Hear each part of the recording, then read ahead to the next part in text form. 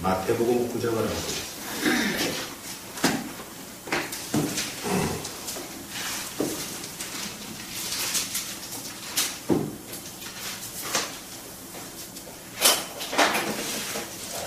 마태복음 9장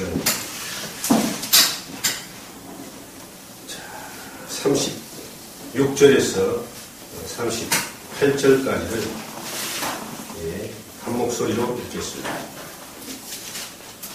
우리를 보시고 불쌍히 여기시니 이런 그들이 목자 없는 양과 같이 고생하며 기진합니다. 이에 제자들에게 이르시되 추수할 것은 많되 일꾼이 적으니 그러므로 추수하는 주인에게 전하여 추수할 일꾼을 보내어 주소서 하시니라. 저는 이 말씀을 볼 때마다 참 주님의 마음을 봅니다. 그리고 주님의 음성을 듣습니다. 여러 번 이 말씀을 제가 묵상을 하면서 참 주님의 마음이 이것이구나. 그리고 주님의 그 애타는 마음의 해결책이 또 이것이구나 하는 것을 생각합니다. 주님이 무리를 보시고 불쌍히 여기시면서 목자 없는 양과 같이 고생하고 기진합니다. 이 목자 없는 양과 같이 고생하고 기진하는 사람들이 이 세상 모든 사람들이고 우리들입니다. 그런데 주님은 그것을 보시고 불쌍히 여기셨다라고 하는 겁니다. 주님이 우리를 불쌍히 여기지 않았다면 우리는 구원받지 못했겠죠. 주님이 우리를 불쌍히 여기지 않았다면 우리는 이 땅에 태어나서 의미 없이 살다가 그냥 죽어서 멸망하겠죠. 그런데 주님이 우리를 불쌍히 여기신 겁니다. 그래서 우리를 불러주셔가지고 이 목자 없는 양과 같은 우리를 찾아오셨어요. 어깨에 메고 돌아와서 주님이 잔치를 벌려서 우리로 하여금 주막집에 맡겨놓은 곳이 교회입니다. 우리가 주님을 만나고 난 이후에 이제 목자 있는 양인 게 있어요. 그래서 당대군이 이렇게 말하는 거예요. 여호와는 나의 목자시니 내가 부족함이 없다. 주님이 이렇게 말씀하십니다. 요한복음 10장에 내 양은 내 음성을 듣는다. 그들은 나를 알고 나는 그들을 알고 그들은 나를 따른다. 우리가 목자 있는 양이 됐어요. 목자 있는 양인 우리에게 주님이 목자의 마음을 가지게 하십니다. 주님이 우리에게 목자의 마음을 가지게 하십니다. 양이 주인을 따라다니면서 주인을 닮는 겁니다. 주인이 가는 데 따라가고 주인이 쉬는 데 쉬고 주인이 가라고 하는 대로 따라가는 게 양입니다.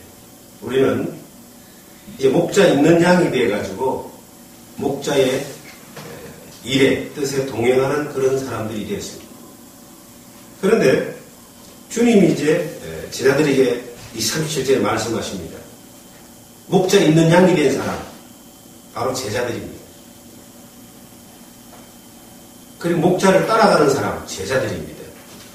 그런데 그 제자들에게 예수님이 말씀하고 있어요.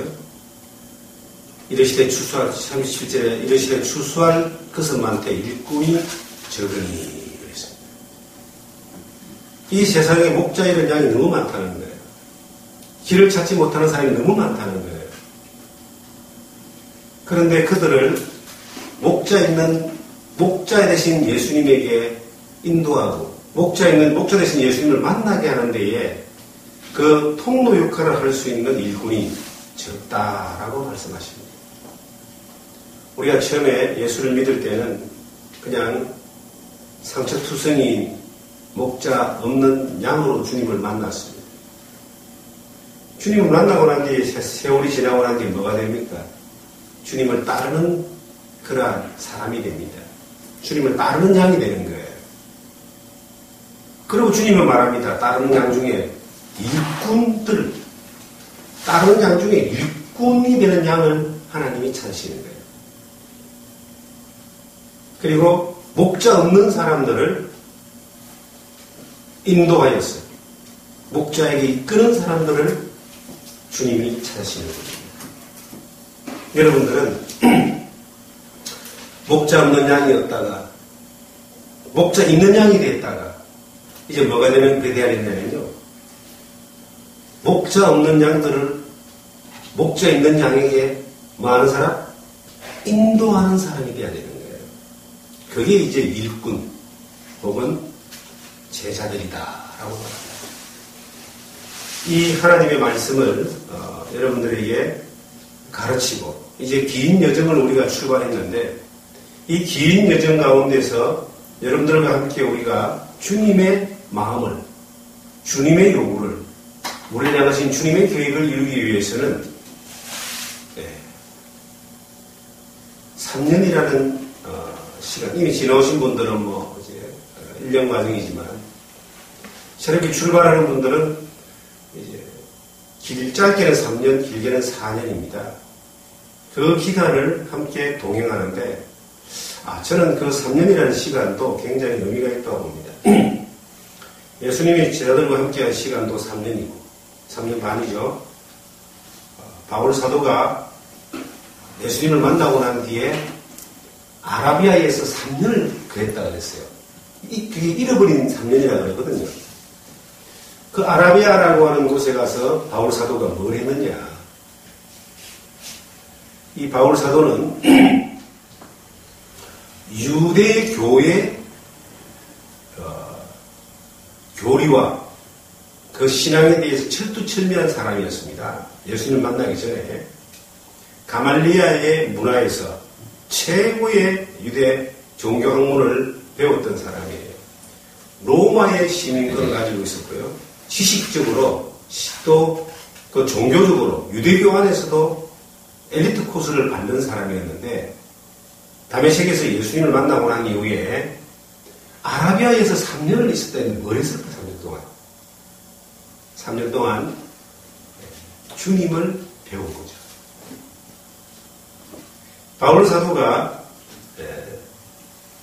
유대교적인 그 흐름에 있는 율법주의를 예수 그리스도를 믿는 믿음으로 구원받는 그리스도가 메시아라고 하는 것을 제대로 정립해가지고 가르쳤던 초대교회의 그 역할을 한 분이 바울 사도입니다. 물론 성령이 바울 사도에게 이 말씀을 믿음을 주고 전하기 위해서 전했다라고 우리가 쉽게 말할 수 있지만 그 로마서나 갈라디아서나 그 교리적인 우리가 믿는 진리를 그렇게 정확하게 정립하고 가르치고 설명하고 변증할 수 있는 이 신학적인 힘은 어디서 왔는가?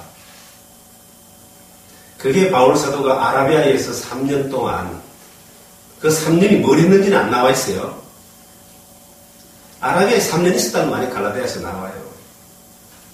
그 3년 동안 준비되어 있던 것이다 라고 그렇게 저는 봅니다. 또 바울 사도가 고린도에서 3년, 에베소에서 3년 가르쳤다라고 나옵니다. 눈물로 너희를 가르쳤다. 그런 말씀도 사도행전 20장에 나오는데 그 3년이라는 시간 동안 가르친 거예요. 그리고 그 교회를 세우고 든든히 세웠습니다. 가는 곳마다 복음만 전하는 것이 아니라 복음 안에 있는 사람들을 세우고 교회를 든든하게 했다라고 하는 거예요. 그래서 바울은 자기가 배운 그것을 성령의 이끌림을 따라서 또 다른 사람에게 그대로 가르친 거예요. 주님을 따랐던 베드로와 12사도들도 똑같이 주님한테 배운 그대 방법 그대로를 가지고 가르치고 그렇게 또 제자들을 훈련시켰다는 거죠. 우리도 마찬가지입니다. 우리가 목자 있는 양으로 끝날 것이냐? 아니면 주님을 따르는 데까지 갈 것이냐. 그리고 그 너머에 있는 일꾼이 되어서 목자 없는 양들을 주님께로 끌어오는 추수꾼, 추수하는 일꾼이 될 것이냐. 이것은 우리 모두에게 큰 숙제인 것뿐만 아니라 우리가 가진 하나의 비전이 될 수도 있습니다. 요즘 비전이라는 말을 많이 씁니다. 여러분, 비전이라는 말을 잘못 착각하면은 비전이 자기 욕심을 채우는 게 될 수 있습니다. 자기 야망을 채우는 게 될 수 있습니다. 자기 목표를 이루는 게 될 수 있어요. 하나님 편에서 그것은 욕심이 될 수도 있다는 거예요.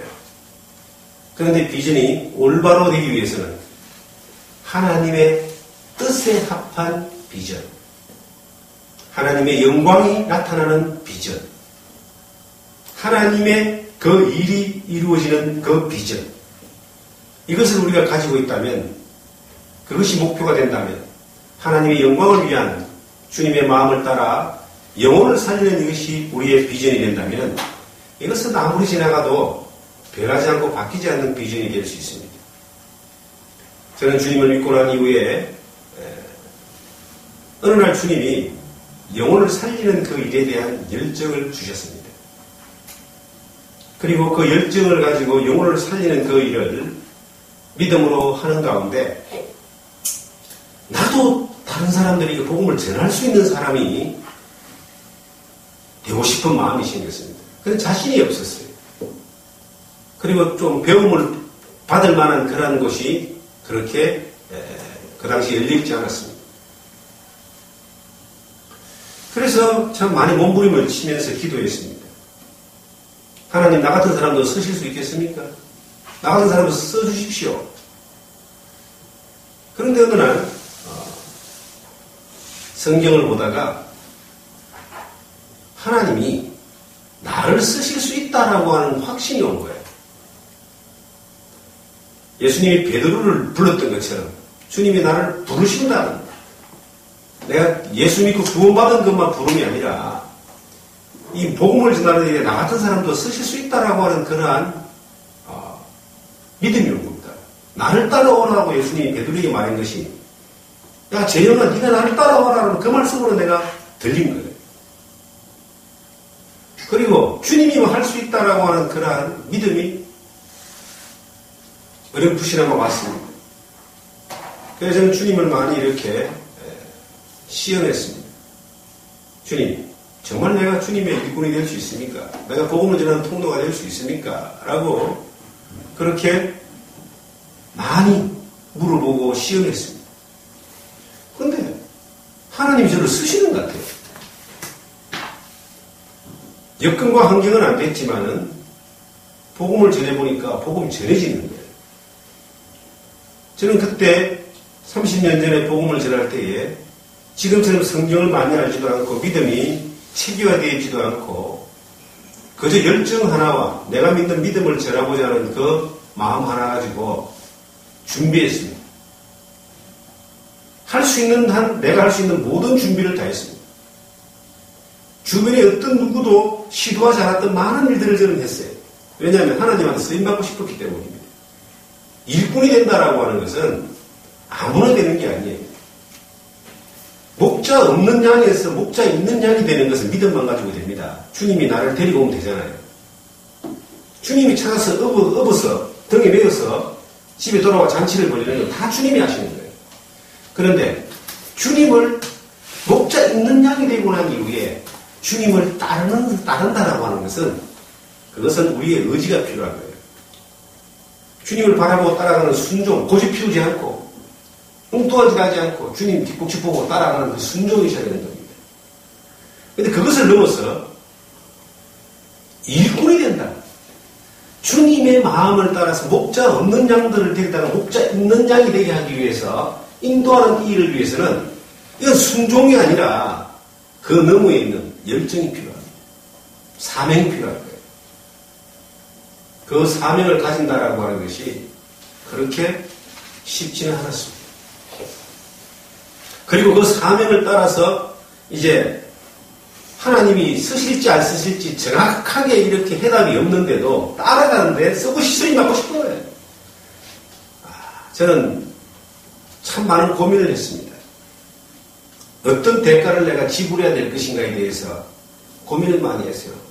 사실 이 주님을 따르는 30년 기간 동안 너무 힘든 시간들이 많았습니다.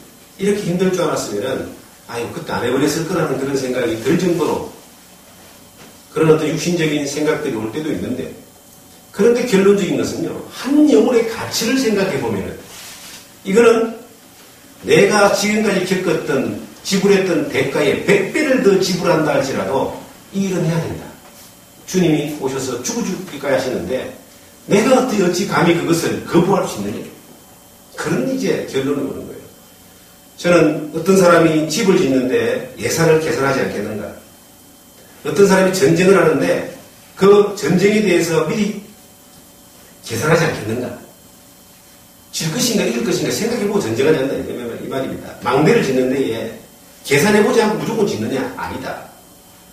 우리가 주님을 따라가는 데 있어서도 여러분들 이 자리에 지금 왔다는 것은 주님을 따르는 사람을 넘어서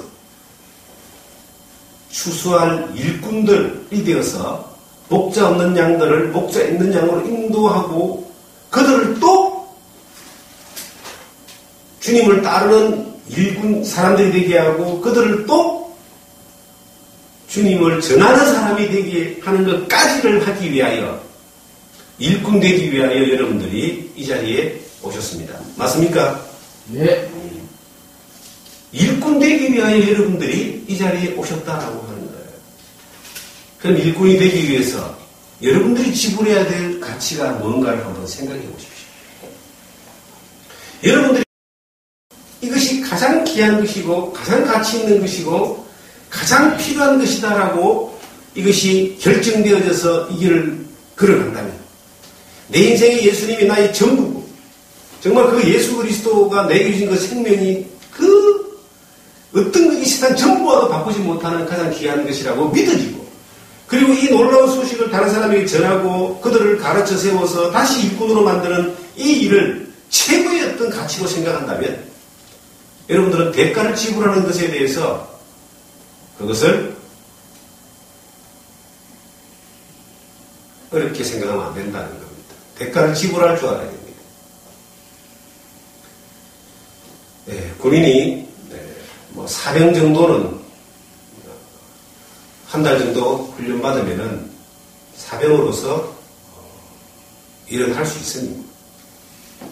그런데 하사관이 되려면 적어도 한 1년 정도는 훈련을 받고 공부를 해야 됩니다. 근데 장교가 되려면 초급 장교로 끝나버리려면 2년 정도면 훈련받으면 됩니다. 그런데 고급 장교가 되려면 영광급 이상 가고 장교가 되려면 기본으로 4년을 공부를 해야 됩니다. 자기가 무엇을 목표를 두냐에 따라서 뭐가 필요합니까? 지불해야 될 대가가 같이 형성되는 겁니다. 여러분들은 그냥 주님을 따르는 정도의 어떤 끝나버리려면 이 자리에 오지도 않았을 것이고 이 공부를 하려고 하지 않았을 것이고 주님을 전하는 사람이 되어야 됩니다. 목자 없는 양들에게 목자 있는 양, 목자를 소개하고 목자 있는 양을 따르게 하기 위해서는 그만큼 전문가적인 일꾼이 되어야 됩니다. 여기서 말하는 일꾼이라는 말은 전문가라는 뜻입니다. 추수하는 것은 맞는데 사람도 많은데 일꾼이 적다 이 말이에요. 전문가가 적다는 겁니다. 농사는 아무나 짓는 줄 아십니까? 농사도 배워야 짓습니다. 우리가 이 추수하는 일꾼, 복음을 전하고 사람을 살리는 거 아무나 하는 거 아닙니다. 배워야 됩니다. 배우기 위해서 대가를 지불하시기 바랍니다. 저는 이런 생각을 해봐요. 내가 주님과 열정을 가질 때 이렇게 나에게 가르쳐주는 사람이 나 같은 사람만 있었더라면 참 얼마나 좋았을까. 많은 시간을 어떤 면에서는 단축할 수 있었을 텐데 하는 생각을 해봅니다. 맨땅에 박치기 하면서 정말 주님을 배웠거든요. 복음을 전하기 위해서 한 사람을 살리기 위해서 복음을 전하다 보니까 많은 게 필요했어요. 그 자료들을 준비하고 정리하고 하면서 제가 욕심이 생긴 거예요. 어떤 욕심이 생기겠어요? 내가 이렇게 배우는 것을 자료로 다 남겨놓고 또 다른 사람에게 반드시 나는 가르칠 것이다. 그래서 자료들을 다 남겨놓은 거예요.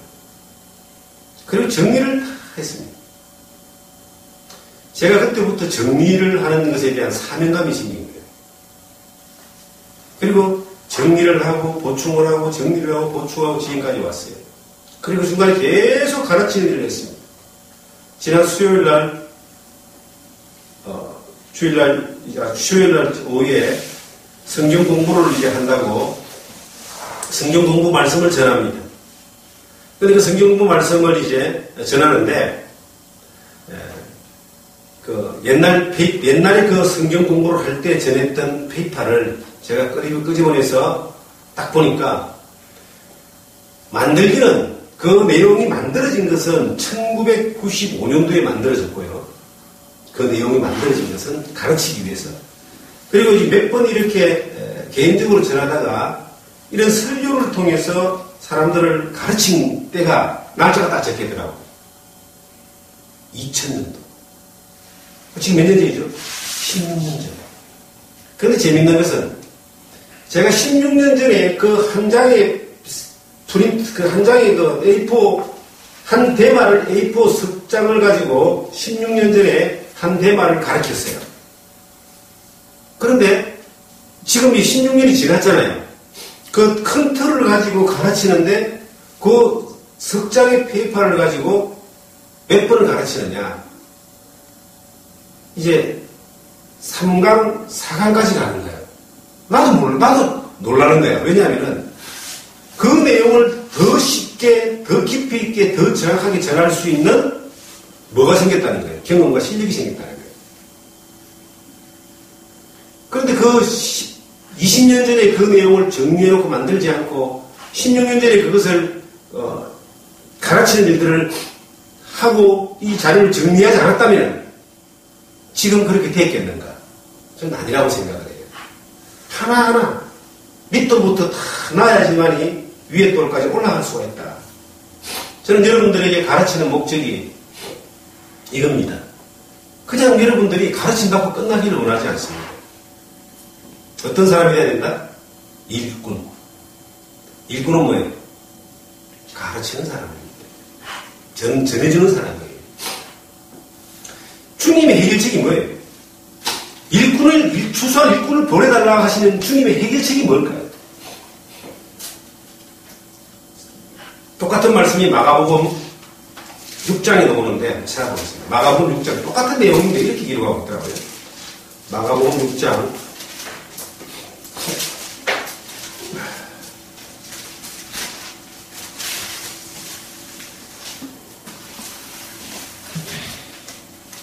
34절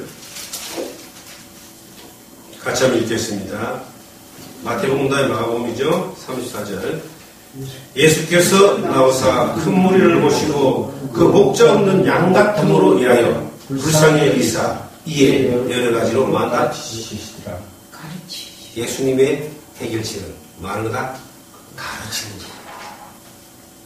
목자 없는 양을 보고 예수님이 정말 불쌍히 여겼는데 이 해결책으로 뭘 했다고요? 가르쳤다. 자, 마치 이런 거와 같습니다. 자, 보세요. 목자 없는 양이에요.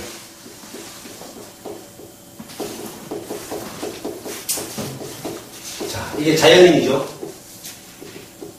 이 사람들은 죄인이라고 합니다. 예수님이 이 죄인들이 가는 곳이 지옥이라는 것을 보시고 얼마나 예수님이 슬퍼하며 그들을 불쌍히 여기며 민망히 여기시는지 모릅니다. 예수님이 그게 보이잖아요. 우리의 눈에 지옥 가는 사람들이 보일까요? 안 보일까요? 나는 보이거든요. 하나님을 알지 못하고 멸망으로 가는 사람들이 나는 보이는 거예요. 그런데 예수님처럼 그렇게 슬퍼하고 불쌍히 여기고 민망히 여기는 마음은 솔직히 그 정도는 없어요. 그런데 어쨌든 예수님은 이 목자 없는 양이 죄인으로 있다가 지옥 가는 것을 보시고 예수님의 감정은 뭐냐면은 불쌍히 여깁니다. 자, 어떤 사람이요, 이 상처가 나서 여기 막 쌀이 골마 썩어 들어갑니다. 자, 그러면 그냥 경험이 없는 사람은 저도 죽겠지 하고 지나가지만 약이 있고 병을 고칠 수 있는 능력이 있는 사람은 그 사람을 보고 어떤 마음을 가질까요? 살려주고 싶은 마음이 생기잖아요. 왜 살려줄 수 있는 약이 있다는 걸 아니까. 예수는 똑같아요.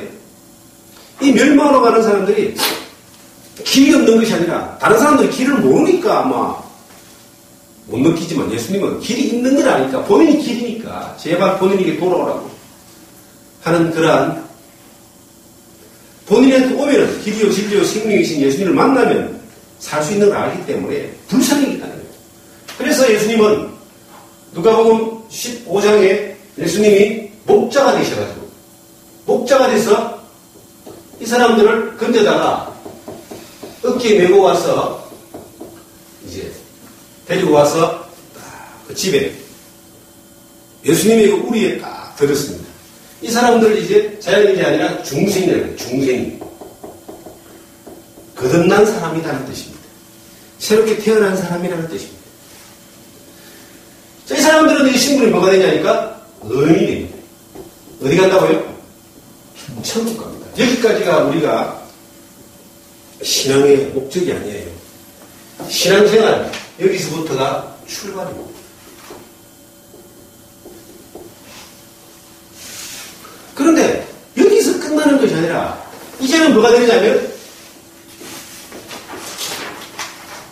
목자 있는 양이 목자를 이제 따르는 양이 됩니다. 따르는 양. 따라다니는 양이 됩니다. 이 사람들을 이제 성도다. 주님을 따르는 거예요. 주님을 배우는 거예요. 조금 더 들어가면 이제 요 사람들을 이제 우리가 제자다라고 해요. 이 사람들은 천국은 가지만 하나님 앞에 하나님을 주님을 배우는 거예요.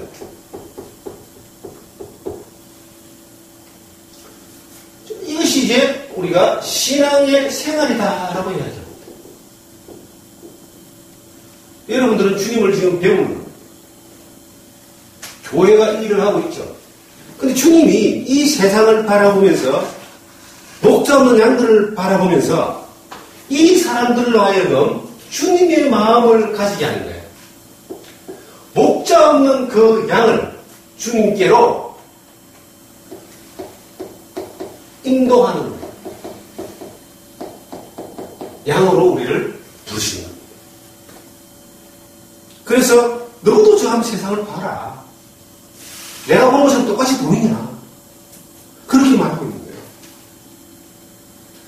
그래서 이 사람들을 뭐냐면은, 자, 이 사람들을 이제 성경은 뭐라고 하느냐? 뭐라고 할까요?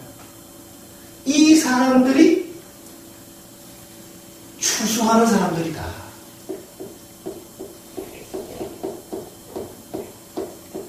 이 사람들을 일꾼이다.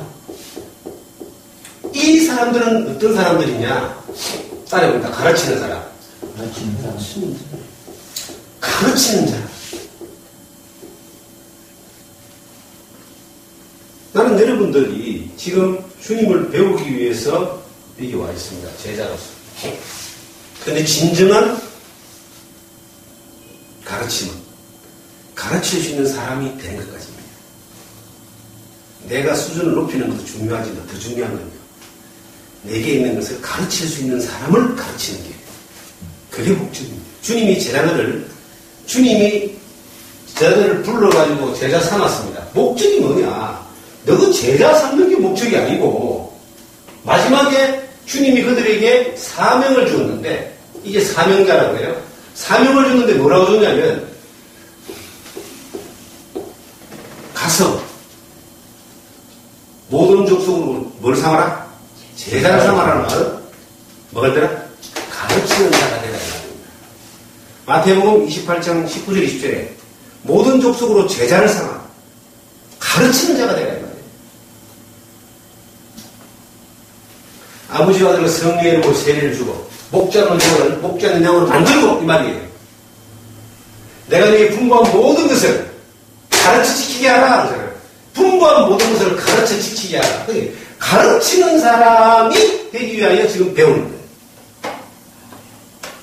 그래서 가르치는 일들을 계속 우리는 배우면서 계속 훈련합니다. 가르치는 일이 뭘까요? 목회자가 돼서 설교를 하는 것도 가르치는 겁니다. 바울 사도는 자기가 디모데와 또 여러 교회에 대해 교회를 해서 말하기를 내가 너희의 스승이 되었다 그래요. 그럼 스승이 뭐 하는 사람이죠? 가르치는 사람 아니에요? 목회자가 가르치는 사람이에요.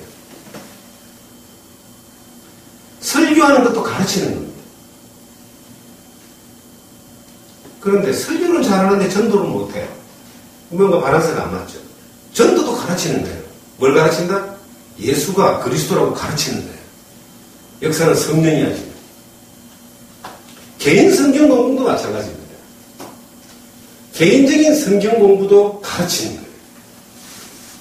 개인적으로 또 계속 이렇게 성경 공부를 이렇게 할 수 있어요. 저는 대중 집회를 88년부터 했습니다. 대중 전도 집회를. 그리고 이제 그쯤에 이제 교회를 개최했기 때문에 조그마한 소수무리에게 설교를 했어요. 87년부터 했죠, 그것은. 그런데 그 전에 뭘 했느냐? 개인 상담이라고 하는 것을 계속했어요. 전도를, 개인적으로 상담해서 전도하는 것을 계속했습니다. 한 사람한테 복음을 전하기 위해서 그 당시에는 뭐 지금처럼 어떤 많은 경험도 없고 많은 지식도 없고 복음에 대한 어떤 믿음과 열정 하나 가지고요. 영혼을 향한 그 열정 하나 가지고 전도를 했는데 한 사람한테 복음을 전하기 위해서 보통 최하 5번은 만났습니다. 하루에 한 번에 2시간씩 전도를 하는 거예요. 그 5번 만나 10시간 걸리는 거예요. 최장으로는 제가 10일 만나서 복음 전하는 것도 있습니다. 2시간씩. 그러니까 얼마나 이게 대가가 많이 지불되는 겁니까? 그 당시에는 자동차도 없었잖아요. 그리고 노트북도 없었잖아요. 필요한 이 성경의 사실이고 하나님의 살아계심을 증언하기 위해서는 스크랩북이라고 하는 것을 들고 다녔습니다. 그것도 얼마나 양이 많습니까? 준비 마양은 잘 되는 줄 알고 준비도 많이 해가지고 버스 타고 이동하는데요. 가는 것 자체가 너무 힘듭니다. 무겁습니다. 스크랩을 아예 5건, 6건으로 분류시켜놔가지고요. 그 사람에 따라서 하나씩 들고 와서 전하는 거예요. 교회에서 전할 때는 필요하죠. 오니까. 그러지 않을 때는 들고 와서 전하는 거예요. 어떤 데는 2개씩 들고 다니기도 합니다. 그래서 그렇게 전도를 계속 했는데 놀라운 것은 그것도 가르치는 거죠. 전도를 하니까 뭐가 느느냐? 뭐가 는다? 실력이 늘더라는 거예요. 우리 대부분 골프를 치시는 분들 몇 분 계신데 골프를 어떤 사람은 계속 골프 방송만 보는 거예요. 골프 방송을 보면서 골프에 대한 용어나 어떤 내용을 전문가가 되어 있어요. 근데 그 사람이 이제 골프를 잘 치는 줄 알고 자랑하다가 필드 나가서 허리 빠졌다는 말이 있거든요. 이게 이론으로 아무리 많이 알아봐 실전에서 경험이 없으면 나가면 바로 총만 죽습니다. 이론과 실전이 겸비돼야 되는데 이 실전이 뭐냐니까 우리 주변 환경 가운데 여러 사람들이 계속 뭘 한다? 전도하는 거예요. 전도하면서 필드에서 전도하면서 실력이 늘어가는 거예요. 경험이 막 늘어나는 겁니다. 그래서 우리가 알아야 될 것은 뭐냐면은 가르치는 사람이 되기 위해서 가르치는 일을 하기 위해서 나는 배운다라고 하는 것을 절대 잊지 말아야 됩니다. 일꾼이 뭐냐면은 이 일꾼은 가르칠 수 있는 사람을 가르치는 사람이 일꾼입니다. 그래서 여러분들이 이 과정을 신학의 이 과정을 예수 선교 신학 교회의 이 과정을 여러분들이 다 겪고 난 뒤에는 그 과정 가운데서부터 뭐가 훈련되어야 되냐면은 가르치는 훈련을 계속하게 될 겁니다.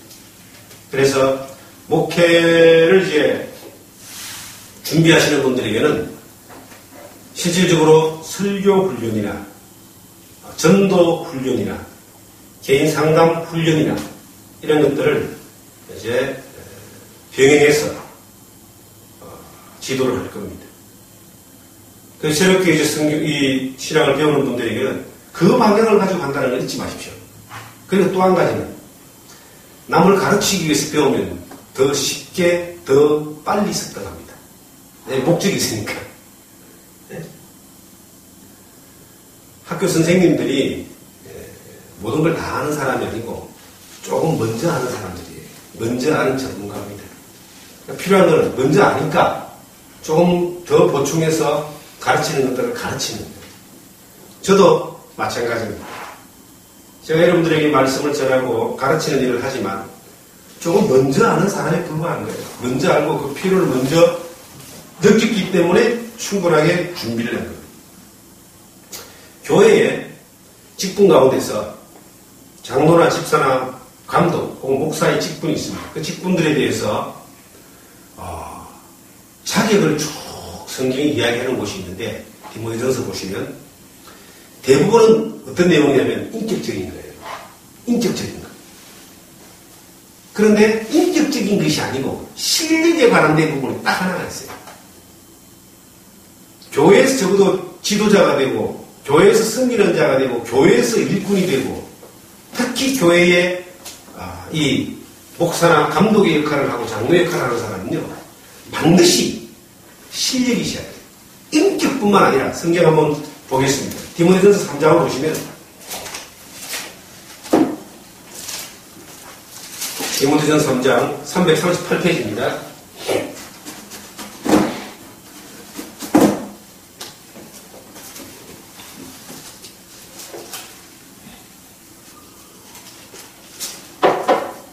일절부터 보겠습니다. 밑보다 이 말이요 곧 사람이 감독의 직분을 얻으려 하면 감독은 일꾼 혹은 가르치는 자입니다. 시대하는 자 선한 일을 사모하는 것이라 함이로다. 이제 그러므로 감독은 책망할 것이 없으며 하나의 남편이 되며 절제하며 신중하며 단정하며 나그네 대접하며 그 다음 뭐죠? 가르치기를 잘해요. 모든 내용은 인격적인 내용이에요. 살아가는 삶의 인격이 말씀적이고 도덕적이고 윤리적이고 또 덕을 세우고 이런 내용인데 실력에 대한 내용이 딱 하나 있더라고요. 그게 뭐죠? 뭘 잘하면? 가르치기를 잘해요. 여러분 교회에서 여러분들은 앞으로 중요한 역할을 하시는 분들이 될 거예요. 그런데 뭘 계속 훈련해야 되면 가르치는 거예요. 가르치는 거하고 잔소리하는 거 다릅니다. 설거지를 어떻게 하나 청소를 어떻게 하나 이런 건 안 가르쳐도 돼요. 뭘 가르쳐야 된다? 하나님의 말씀. 바로 이거죠. 목자 없는 양을 목자 있는 양으로 되게 하기 위해서 가르치는 거. 목자 있는 양이 목자를 따르는 성도가 되기 위해서 가르치는 거. 목자를 따르는 성도들이 제자들이 주님의 일꾼이 되는 것을 가르치는 거. 이것이 가르치는 거예요. 이것을 가르치게 하기 위해서 주님이 이 교회 가운데 여러분들을 부르신 겁니다. 자, 여러분들이 배운 것을 가르치지 못한다면 그건 잘못 배운 겁니다. 여러분들이 배운 것을 가르치지 못한다면 무슨 소용이 있습니까? 여러분 자신들만 수준 높은 거 그게 주님이 우리를 부르신 목적일까요? 공부만 열심히 해가지고 안 됩니다. 공부한 거 뭐 했나? 써먹어라. 공부해서 남주라는 말이 있습니다. 돈 벌어서 남주면 손해보죠? 공부해서 남주면 손해보는 거 없습니다. 저는 가끔 이런 생각이 들어져요. 사람들 욕심이 많아가지고 돈도 있으면 자기를 위해 쓰고 지식도 있으면 자기를 위해 쓰고 자기 잘나고 써요. 예. 그래서 그것을 직업이라고 그러죠. 창녀는 몸을 팔아 삽니다. 노동자는 힘을 팔아 삽니다. 지식인은 지식을 팔아 삽니다. 그러면 목사는 믿음을 팔아 사는 사람입니까?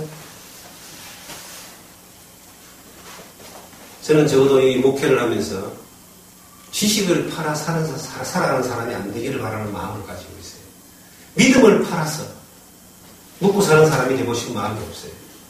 그건 뭐냐면은 주님이 그렇게 저에게 가르쳐 줬기 때문에 믿음으로 사는데 네가 받은 믿음과 지식은 그냥 줘라 그랬어요.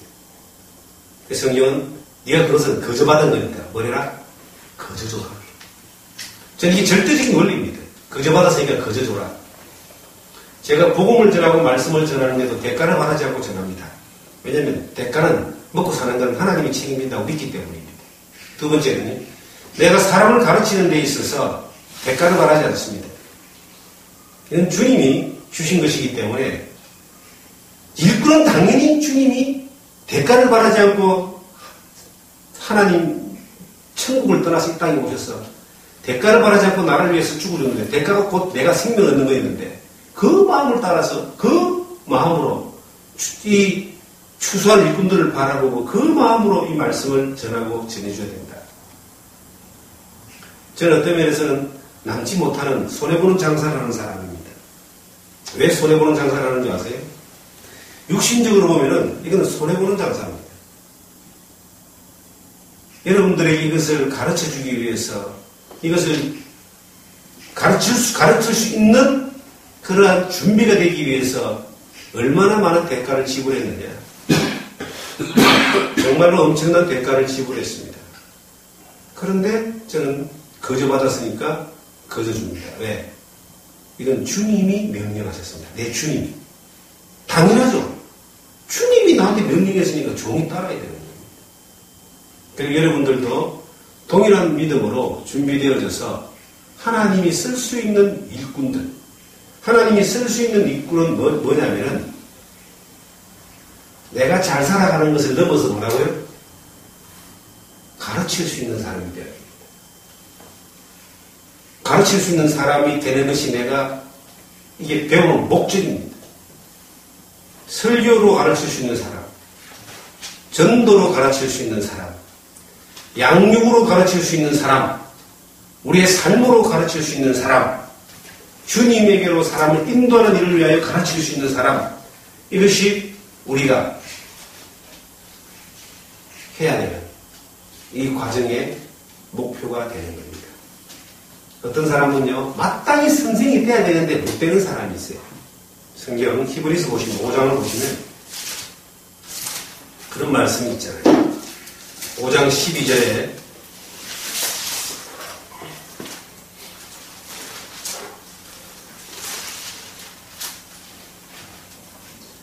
때가 오래되었으므로 너희가 마땅히 선생이 되었을 터인데 너희가 다시 하나님 말씀의 초보가 되어 누구에게서 가르침을 받아야 할 처지니 단단한 음식을 못 먹고 젖이나 먹어야 할 자가 되었도다. 이게 뭔 말이에요? 때가 되었으면 마땅히 뭐가 돼야 된다? 선생이 돼야 된다. 남을 가르치지 못하는 거예요. 여러분들이 경험한 이전의 교회들을 한번 생각해 보십시오. 제대로 가르치지 못한다 이거예요. 저는 이 원리를 너무나 잘 알기 때문에 절대로 시간 낭비 안 하고 싶은 마음이 있습니다. 그게 뭐냐면 사람들을 가르치기는 가르치는데 가르칠 수 있는 사람으로 가르치지 않고 자기만 따르는 사람으로 가르치는 사람들이 있어요. 그건 나쁜 목자죠. 가르친다라고 하는 것은 자기를 따르는 사람을 가르치는 게 아니라 누굴 따르는 사람을 가르치는 거예요. 주님을 따르는 사람을 가르치죠. 그리고 목자 있는 양이 되게 하고 목자를 따르는 양이 되게 하고 또 목자에게 인도하는 양이 되게 하는 이것이 진정으로 가르치는 거예요. 그런데 도대체가 주님을 따르는 사람으로 사람을 가르치질 않네. 그러면 그 무리나 그 교회는 오래가지 않습니다. 여러분들은 뭘 해야 되는가? 주님을 따르는 그 그러한 사람들을 가르치는 사람이 돼야 됩니다. 어떤 사람이든 간에 부탁드리고 싶은 것은요. 어떤 사람이든 간에 한 분야에 5년 내지 10년을 종사했다면 무슨 일이든 간에 자기가 하는 일에 대해서 다른 사람을 가르칠 수 있는 사람이 됩니다. 맞죠? 농사를 5년 지으면요. 전문가가 됩니다. 고기를 5년 잡아도 전문가가 돼요. 그런데 하나님의 말씀을 믿고 따르는 일에 10년, 20년, 30년이 지나도 가르칠 줄 모르는 거예요. 그럼 바보 내지 멍청입니다. 우리는 그런 사람이 되면 안 된다. 우리가 뭘 해야 된다? 반드시 가르칠 수 있는 사람이 된다. 그래서 따라해봅니다. 첫째, 먼저 배우고. 그리고 두 번째, 가르치고. 세 번째, 가르칠 수 있는 사람이 되자. 자, 다시 따라해봅니다. 배우고, 가르치고, 가르칠 수 있는 사람이 되자. 배우고, 가르치고, 가르칠 수 있는 사람이 되자. 이게 목적입니다. 그렇게 되는 여러분과 제가 되기를 간절히 바랍니다. 아멘. 기도하겠습니다. 주님 감사합니다. 우리가 이 과정을 통해서 주님의 마음을 따라서 주님을 따라가는 것뿐만 아니라 주님의 그 크신 이 잃어진 영혼들을 향하여 그들을 살리는 해결책이 가르치는 거였다는 사실을, 왜 그랬는가 하는 사실을 바로 알고 우리도 가르치는 사람이 될 수 있도록 인도하여 주시옵소서. 이제 긴 여정의 출발선에 있습니다. 우리 모두가 하나님의 일에 협력하는 것뿐만 아니라 또 다른 사람들을 주님께로 인도하는, 가르쳐 지키게 할 수 있는 사람들로 세워주시옵소서. 이 시간 주님 함께 하시니 감사드리면서 앞으로 모든 여정들 주님 함께 하실 줄 믿사오며 예수님 이름으로 기도하옵나이다. 아멘.